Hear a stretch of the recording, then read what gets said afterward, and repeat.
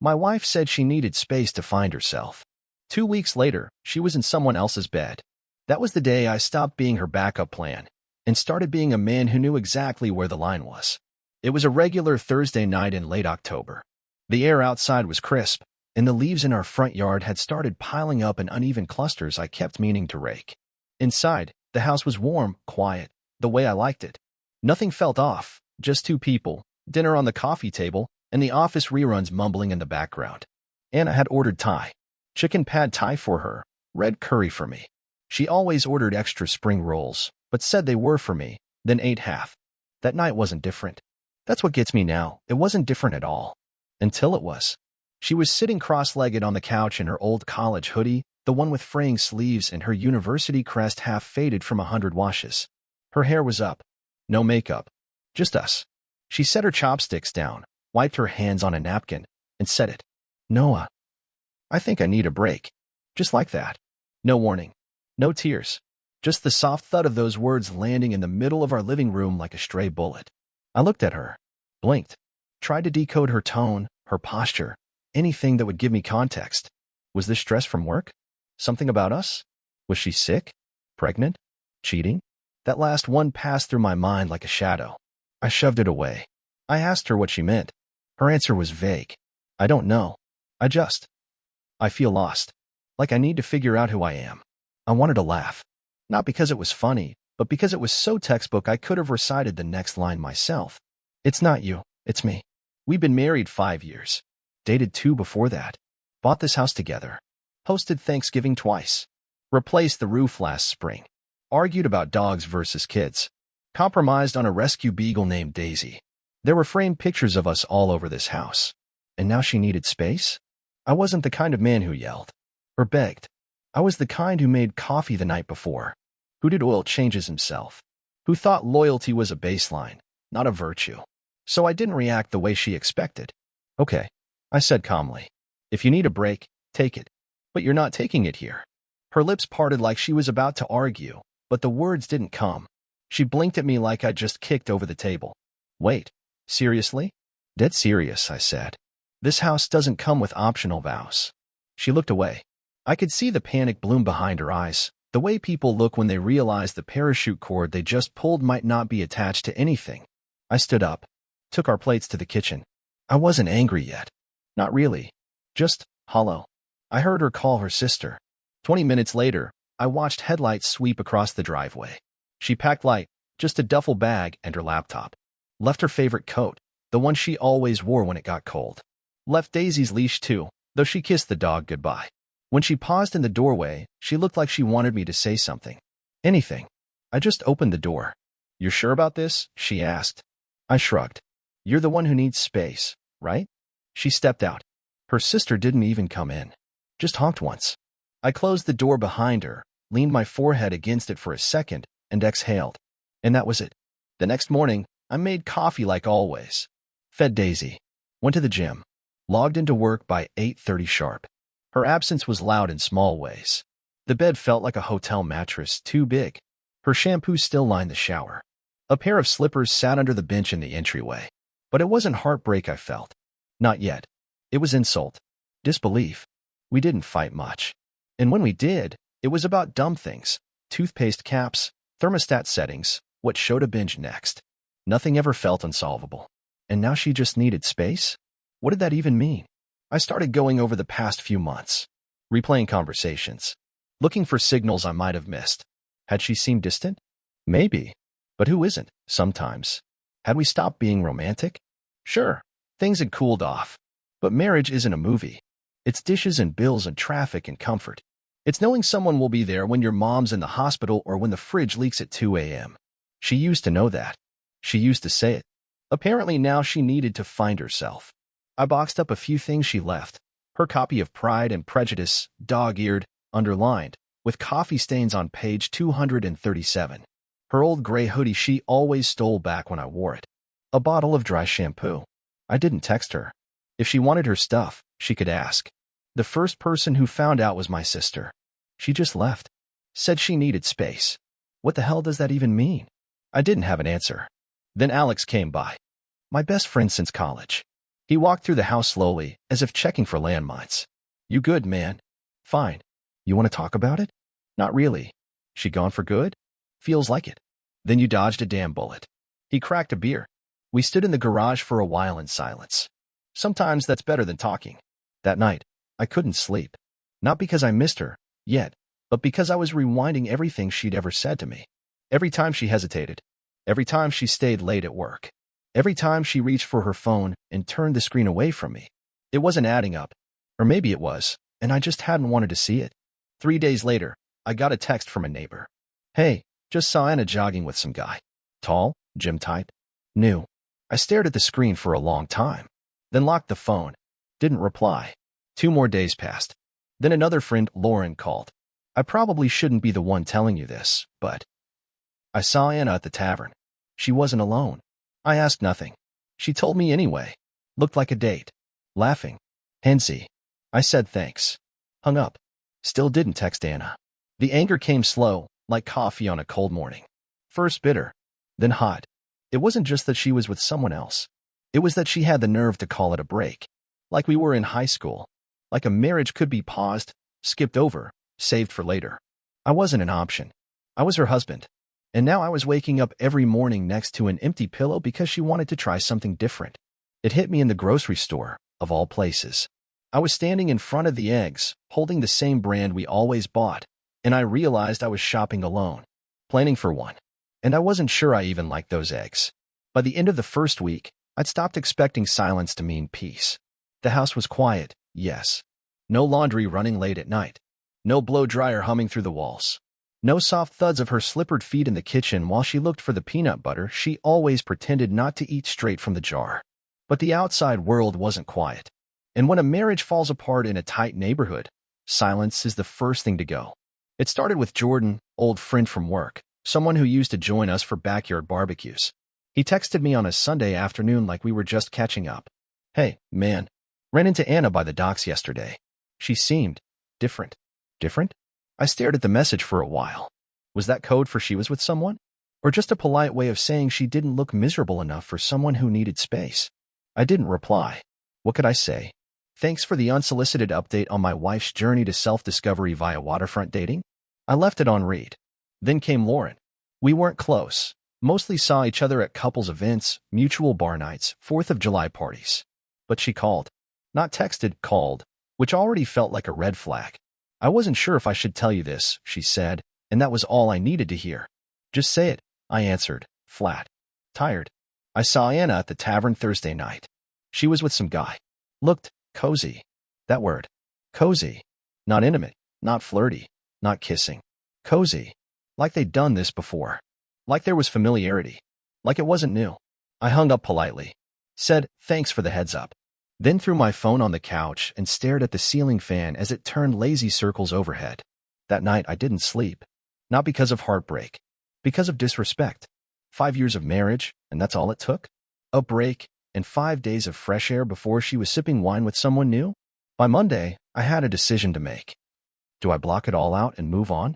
Or do I watch this unravel in real time, piece by piece, until there's nothing left to doubt? I chose silence. But silence doesn't mean ignorance. I wasn't stalking Anna. I want that to be clear. I didn't follow her, call her, text her, scroll through her tagged photos like some lovesick fool. But one night, when I opened Instagram to check the weather on a story my gym buddy had posted, Anna's face popped up. The algorithm. Of course. She was in someone else's story. Laughing. Sitting across from a guy I didn't recognize. Tight shirt. Designer stubble. Big smile. The type of guy who probably uses the phrase, my truth, in arguments. And there she was, wearing the blouse I bought her last Christmas. Smiling like she didn't have a husband. Like 5 years of marriage hadn't just hit the curb last Thursday. I closed the app. Didn't open it again for a week. But the updates didn't stop. Janice, our neighbor from 2 houses down, caught me mowing the lawn that Saturday. She leaned over the fence like she was about to share state secrets. Noah, she said in that voice people use when they want to seem casual but have been waiting all morning to say something, I saw Anna jogging with some guy yesterday morning. Tall. New. Haven't seen him before. I didn't miss a beat. Probably, I said. Doesn't matter. Janice blinked. Tilted her head. I think she was expecting me to break down. Or confide. Or pretend to be fine so she could say you're handling this so well at the next block party. But I wasn't playing. Let me be clear. I didn't care because of jealousy. I cared because of principle. You don't step out of a marriage saying you need space and then fill that space with whoever buys you a drink on a Thursday night. That's not finding yourself. That's shopping for replacements while your vows are still warm. It wasn't just the guys. It was the ease. The way she slipped into the single life like it was waiting for her behind a curtain. No guilt. No hesitation. No respect. And then came the final cherry on the humiliation sundae. Rachel. Anna's friend, but one of the few mutuals I actually liked. She called me around 8 p.m. on a Wednesday. I was finishing up a late project in the home office, sipping bad coffee and trying to ignore the dog sniffing around the front door like she expected someone to come home. So, I talked to Anna, Rachel said, after a long breath. She told me you two were taking a break. Pause. She made it sound like it was your idea. I almost laughed. Mine, I said, eyebrows raised. She asked for it. I just told her she couldn't stay here while she figured out whether or not she still wanted to be married. Rachel sighed. Yeah, I figured. But she's spinning it differently. She's saying you kind of pushed her out. Classic. Classic Anna. The queen of narrative control. Always able to frame herself as the one who tried, who cared, who sacrificed. But I wasn't going to correct every version of the truth out there. Let people believe what they wanted. The ones who mattered? They already knew. The strangest part of all this? I didn't feel like I'd lost something. I felt like I'd just stopped carrying a weight I didn't know was there. Every update from friends, every casual, oh by the way, saw Anna with, became less sharp, less personal. The sting wore off. The numbness started to fade. And what was left wasn't love. It wasn't grief. It was indifference. The most powerful kind. By the end of week 2, even Alex noticed the difference. You're sleeping better, he said one night, lounging in my garage with a beer. How can you tell? Because you're not raging anymore. You're just done. He was right. I didn't want revenge. Didn't want to win. Didn't even want closure. I just wanted her out of my life. For real this time. And that's when she texted me. 4 words. Can we meet up? No hello. No explanation. No apology. Just that. Can we meet up? 4 words. That was it. No apology. No context. Not even a question mark at the end, like she wasn't sure if she should ask or if she already expected me to say yes. It had been 16 days since Anna walked out of our house with a duffel bag and the look of someone doing something brave. Or selfish. Or both. 16 days of whispered updates from neighbors, of mutual friends offering condolences with too much enthusiasm, of seeing her face pop up unexpectedly in the places I thought were still mine. I stared at the message for a long time. My thumb hovered over the keyboard, ready to fire back a simple no, but something held me. Curiosity? Closure? Or maybe a desire to finally hear the excuses from the one who had set the house on fire and walked away like it wasn't hers. I replied after 20 minutes. When and where? She suggested the park downtown. The one with the big fountain and the iron benches that stayed too cold in winter and too hot in summer. The same park where we used to sit on Sundays with coffee and talk about the kind of house we wanted, before we found it. Before she decided she needed to find herself instead. I got there 10 minutes early. Not because I was excited. Because I didn't want her to arrive first and pretend she had the upper hand. It was overcast. Gray sky. No wind. The fountain was off. Maybe for maintenance or maybe because even the city had lost the energy to keep things flowing. I took a seat and sipped the black coffee I'd grabbed on the way over. Bitter. Strong. Just like the mood I brought with me. Anna showed up exactly on time. She always was punctual, even for her own undoing. She looked different. Smaller somehow. Not physically, but emotionally. Like the space she had demanded had started folding in on itself. Her hair was tied up, no makeup, and she wore that oversized sweater she always put on when she felt guilty or overwhelmed. She approached like someone unsure whether they'd be welcomed. She was right to wonder. Thanks for meeting me, she said, her voice low. I didn't respond, just gave her a short nod. She took that as permission to sit. There was a pause, the kind that carries weight, the kind where one person is silently begging for the other to go first. I didn't, so she started talking. It came out in pieces, disjointed, like she hadn't rehearsed it properly or maybe had, but it didn't sound as good out loud. She said she'd been feeling lost, that she hadn't meant to hurt me, that she thought taking a break would help her understand what she wanted. I kept my eyes on the fountain. She said she didn't expect things to move so fast, that she wasn't looking for anyone else. It just happened, she said. I turned to look at her then. Really looked. Mistakes don't just happen, Anna, I said quietly. They happen because you decide they can. She opened her mouth, closed it, swallowed. I thought I needed to explore something different, she said, the words thick with hesitation. To see if I was missing something. And were you? She shook her head. I was stupid. I had everything I needed with you, and I threw it away. Her voice cracked, but I didn't offer comfort. She'd had 16 days of comfort from whoever she let into the space I once occupied. I want to come back, she said finally. I want to fix this. There it was. The ask. The plea. The inevitable return of the prodigal wife who thought she could test the waters and come back to dry land like nothing happened. I took a breath, looked at her, then shook my head. No. She blinked, startled. No? Just like that. Yes. Just like that. But why? If you still love me. Because love isn't enough, I said. Because you didn't just leave me. You replaced me. Her eyes welled up, and I felt nothing. I made a mistake, she whispered. No, I said. You made a choice. She sat still for a moment, then nodded slowly. Like she'd known deep down that this was how it would go. Like she'd just hoped she could still talk her way out of the damage. I'm sorry, she said, tears slipping down her cheeks. I stood up. Take care of yourself, Anna. And I walked away. The sound of my footsteps on the stone path was the only thing I heard until I reached the edge of the park. I didn't look back. I didn't need to. I didn't hear from her for 4 days. Not a text. Not a call. Nothing on social media either, which was strange considering how often her name had been showing up in my feed lately. It felt almost peaceful, that silence. Not closure, but quiet. Like the eye of a storm that hadn't decided yet whether to keep moving or turn back and destroy everything again. On the 5th day, it started. She texted me at 6:42 a.m. I can't stop thinking about our talk. I miss you. Please just give me a chance to prove I'm serious. I didn't answer. At 9:13, another. I know I messed up. But don't you think after 5 years I deserve the chance to make it right? I left that one unread. By noon, she called. Twice. I let both go to voicemail. The messages weren't dramatic. Not yet. She sounded rehearsed. Calm. Like she'd practiced the tone that would make her sound like the victim of her own bad decisions. I didn't respond. That night, while I was in the garage sanding a new piece of oak I was shaping into a bench for the porch, my phone buzzed again. A different number this time. Hey, it's Ryan. Can we talk? It's about Anna. Ryan? I stared at the screen, trying to connect the name to a face. Nothing came up. But the tone, the way he phrased it, that told me everything. I almost ignored it. But curiosity got the better of me. What do you want? It's better if we talk in person. Please. Just a few minutes. Something about it felt off.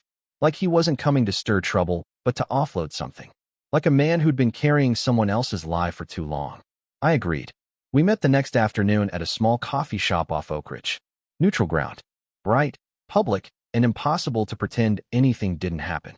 Ryan was early, clean-cut, younger than me by a few years. Looked like he worked in finance or software. Polished, but uncomfortable in his own skin. We shook hands. He didn't try to smile. I wasn't sure if I should reach out, he started. But I felt like you deserved to know. Know what? I asked flat. He took a breath. I was seeing Anna, while you two were on the break. There it was. The name. The confirmation. The face to match the whispers. She told me you were done, he continued. That the marriage was over, just not officially. That she had no way out yet. I didn't flinch. And you believed her? He nodded slowly. At first, yeah. Then I started noticing things. The way she talked about you. The way she'd shift blame. I should have seen it sooner. Why are you telling me now? Ryan looked down at his coffee. Because she told me last week that she wants to get back with you. That she never stopped loving you. And I realized I was just a step in her process. I said nothing. I just thought you should know who you're dealing with. I already do. We didn't shake hands when I left. I didn't need closure from him. I just needed to know I hadn't imagined it all. Back home, I deleted Anna's number. The next time she texted, it showed up as unknown. I'm sorry. Please. Let's just talk. I didn't answer. 2 days later, she came to the house. She knocked like it was still hers. I opened the door, but didn't let her in. She looked tired. Not the kind of tired that comes from sleepless nights, but the kind that comes from realizing you've run out of exits. Noah, please. Just hear me out. There's nothing to say. I made a mistake. No, I said. You made a pattern. She started crying then. Real tears. Shoulders shaking. Hands out like she was begging for something solid to hold on to. But I didn't move. I was stupid, she said. I thought I needed freedom. I thought I was missing something. But all I did was destroy the one thing that ever made me feel safe. And now it's gone, I said. Can't we try again? Just start over. I shook my head slowly. I don't hate you, Anna. But I won't rebuild something you broke because you got bored.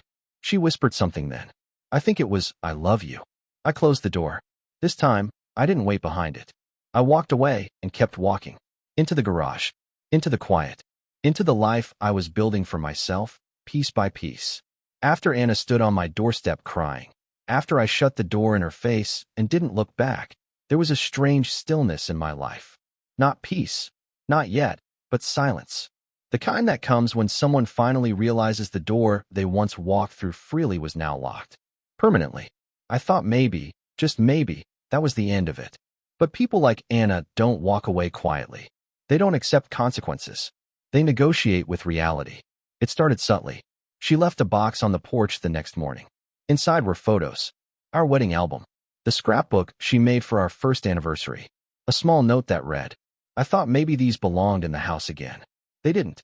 I left the box there all day. When the sprinklers came on at 7 p.m., the cardboard began to sag, the ink on the note bleeding like it couldn't hold itself together either. I threw it all out that night. 2 days later, she came by again. Didn't knock. Just stood at the edge of the driveway when I got home from the gym. Can we talk? No. You don't even want to hear what I have to say? Anna, I've heard it. You said it all already. And then you kept proving how little it meant. She stood there for a while, like a statue that didn't know whether to shatter or scream. You used to love me, she said finally. Used to, I answered. She flinched like the word had hit her. Maybe it had. She left. Again. That weekend, she called my sister. Told her she was worried about me. That I was shutting everyone out. That I was processing things poorly. My sister called me, furious. Noah, she said, you're depressed. That you're isolating yourself. Are you okay? I almost laughed. I'm fine. Better than I've been in years. Then why is she saying that? Because she's losing control of the narrative. Anna was trying to get sympathy by planting stories in people's heads, hoping that if she made herself the concerned ex-wife, I'd start looking like the bitter, broken man who just couldn't let go. Classic projection. I started locking the gate. One day, I came home and found her car parked across the street. She wasn't in it. I went inside, locked the doors, and waited. Nothing happened. An hour later, I heard the car start and drive off. I didn't look out the window. Next week, she left another note. I still have the necklace you gave me when we closed on the house. I wear it every day. That means something, doesn't it? No, it didn't. She called Alex, too. Told him I needed someone to talk to. That I was spiraling. Alex showed up with 2 six-packs and a half smirk. So, are we spiraling? Only if sanding patio furniture counts. He shook his head. She's getting desperate. She already was. Now she's just obvious. I told Alex about Ryan. About the texts. The crying. The necklace. The wedding album and the ring. He sat back in his chair and let out a low whistle. Dude, she's not trying to come back. She's trying to rewrite the ending. Exactly. That's what this all was. Not love. Not remorse. Just fear. She saw me moving on. Saw that I wasn't just surviving without her, but rebuilding. Thriving. Making things. Fixing things. Living. And she couldn't handle it. Because in her version of the story, I was supposed to fall apart. I was supposed to wait. To hold on. To stay wounded just long enough for her to decide when the story could resume. But I had turned the page. And she hated that. So she kept trying. Calls. Notes. Old memories left on the porch like they were invitations instead of apologies. But nothing worked. Because nothing she did now could erase what she'd done. I had locked the door. And this time, the key was mine alone. The day I knew it was really over wasn't loud. There was no final argument, no shattered glass, no dramatic text. It was Tuesday. I got home from work early. The weather had finally broken out of that late winter gloom and stepped into something warmer, brighter. It felt like breathing again after being underwater too long. I walked in, dropped my keys in the bowl, looked around the house, and for the first time, I saw it clearly. Not as our house. Mine. And it was time. I went to the hallway closet and pulled out the box. The one I'd packed the day she left. Inside, her books, that robe she never washed enough, her favorite mug, a sweatshirt she always wore when she was sick. Her world, in a cube. I set it by the front door. Then I went to the bedroom, pulled the sheets, washed them, tossed out the pillowcases she bought at some overpriced boutique, changed the duvet. I took down the canvas print over the bed, a photo of us from a vineyard in Oregon, smiling like we had all the time in the world. I laid it face down in the trash. In the bathroom, I tossed her makeup wipes, her dry shampoo, the curling iron she left plugged in too often. I boxed her photos. Unfollowed mutual friends I only ever tolerated because of her. Every drawer, every shelf, every corner of that house where she used to be emptied. Clean. I didn't do it out of spite. I wasn't angry. I was just done. There's a moment in every storm when the thunder stops, when the wind calms, and you realize the sky has finally run out of things to throw. That was me. The storm had passed. All that was left was the debris, and I wasn't about to let it sit. That night, I took the box and drove it to her sister's place. She lived across town in one of those developments with matching mailboxes and silent garages. I didn't text, didn't call, just left the box on the porch, rang the bell, walked away. The next morning, I started making little changes. I bought a new couch.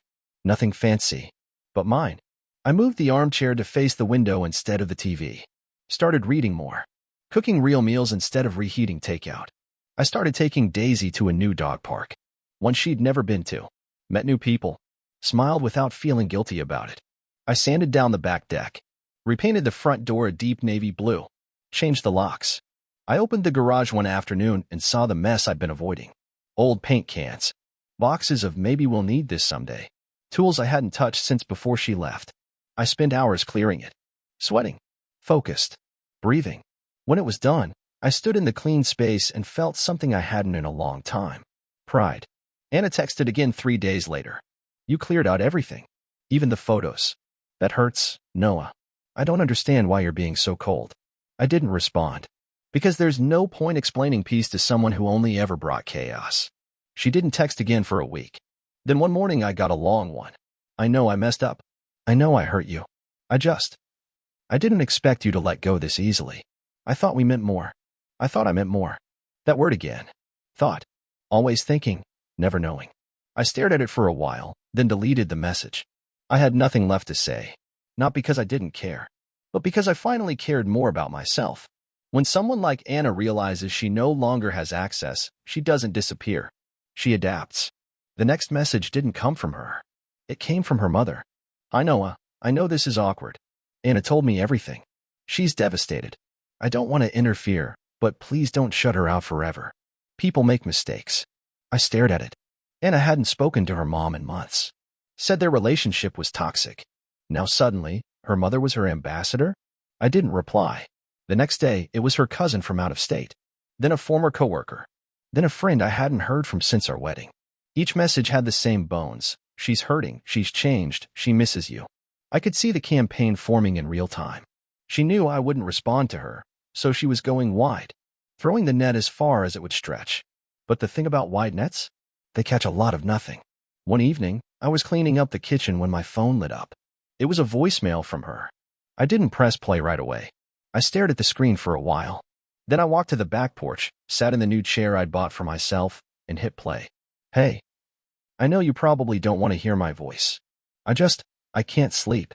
I keep thinking about everything I said, everything I didn't. I wish I could take it all back.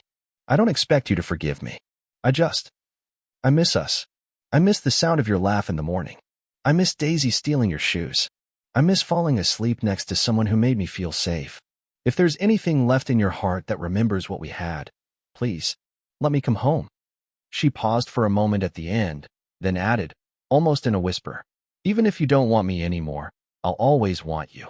I sat there, letting the words evaporate into the evening air. She was good with words. Always had been. But words didn't erase actions. You don't get to burn the house down and then ask to come inside because it's cold. Over the next few days, I started getting letters. Actual, physical letters. Handwritten.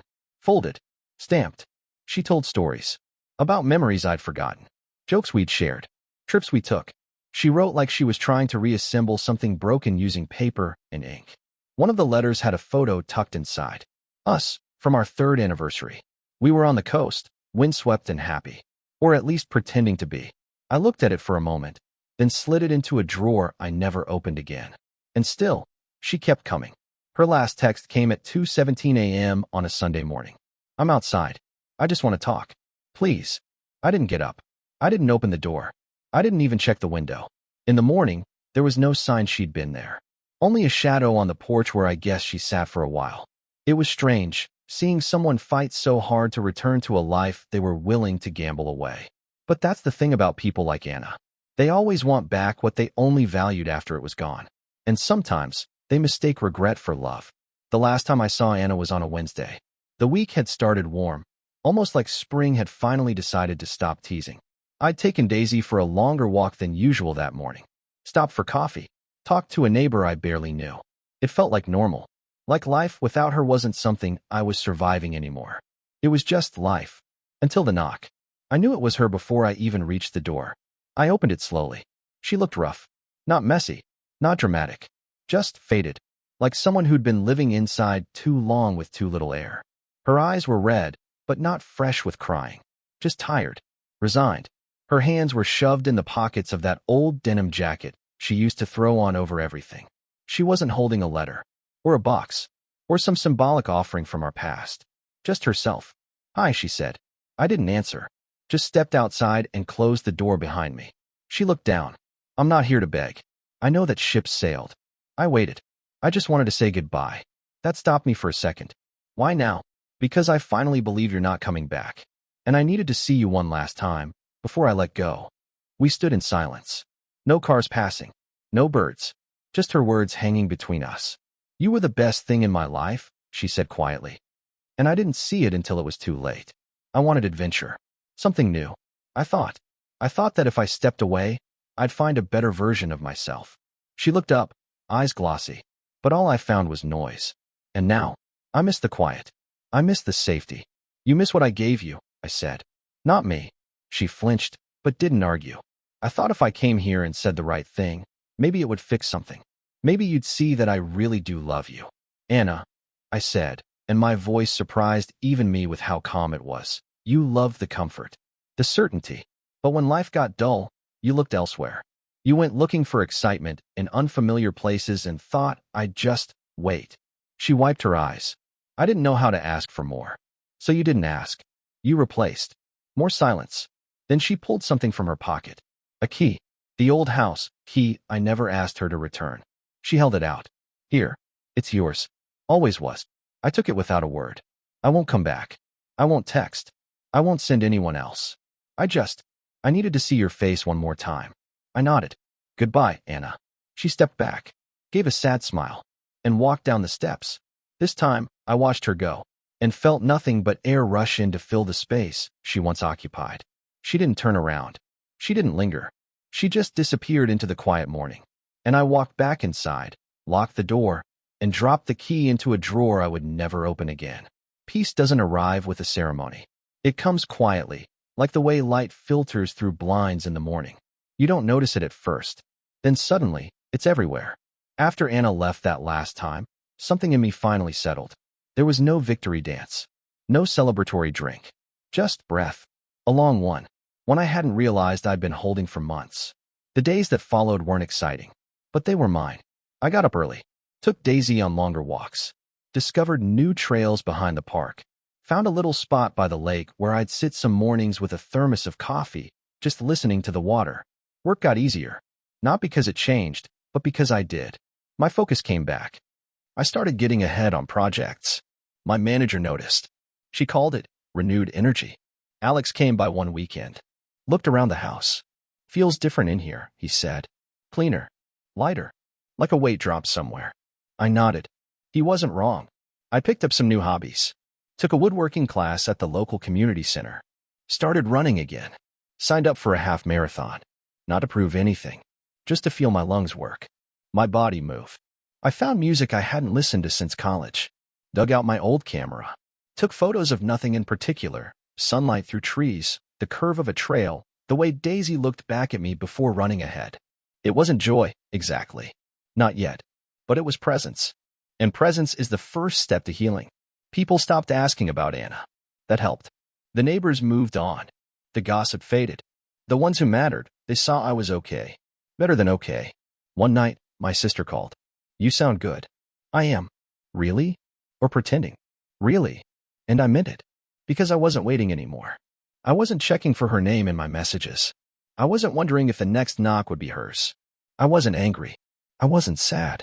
I was just here. And that was enough. The last reminder came by accident. I was going through an old drawer, looking for a spare battery, when I found the key. The one she'd handed back. For a second, I just stared at it. Then I closed the drawer. Didn't move it. Didn't throw it away. Just closed the drawer and left it there. Because that's what you do with ghosts. You don't fight them. You let them sleep. It had been almost 6 weeks since Anna last stood on my porch. I hadn't heard from her. Not directly. Not through whispers. Not through long texts in the middle of the night. And I hadn't looked, either. The quiet held. Then one afternoon, I got a text from an unknown number. Hi, this is Rachel. Can we talk? It's about Anna. Rachel. One of the few mutuals I still had some respect for. She'd never picked sides, never tried to play therapist. I met her for coffee that Saturday. We sat outside. The weather had shifted again. The edge of summer was creeping in. Rachel didn't waste time. I ran into her, she said. She's not doing well. I said nothing. She's living with her cousin now. Lost her job a few weeks ago. Burned bridges with most of her friends. She looked different. Smaller. Still, I didn't speak. I'm not here to make you feel bad, Noah. I just thought you should know. I nodded. I figured as much. She told me to tell you she's sorry again. That she wishes you the best. I believed that part. Not because I thought she'd changed, but because regret isn't the same as growth. Anna regretted losing me. That doesn't mean she'd never do it again. On the way home, I drove past the old restaurant we used to love. It had closed. Windows covered in brown paper. Sign in the window, for lease. I didn't feel anything. Some things aren't meant to reopen. A few weeks later, Alex and I went hiking. A long, winding trail upstate. No cell service. Just the sound of boots on dirt, winded trees, and old jokes passed between friends who knew the shape of each other's scars. At one point, as we were watching the sun go down from a ridge, he turned to me. You ever think about reaching out? To Anna? Yeah. Just to close it off, clean. I thought for a moment. I think I already did. Just not with words. He nodded. Didn't ask more. Because he knew. Closure doesn't come in a conversation. It comes in how you live after the last word has been said. One day, I stood in the kitchen, making coffee. Sunlight through the windows. Daisy asleep in her spot by the fridge. It hit me. I was happy. Not the kind you chase. Not the kind that flashes. The kind that lives in stillness. In clean countertops. In quiet mornings. In knowing who you are when no one else is in the room. That's when I knew it was really over. Not just with her, but with the version of me that let someone take everything and still waited for them to return. I had let go. And in doing so, I had finally come home. The end.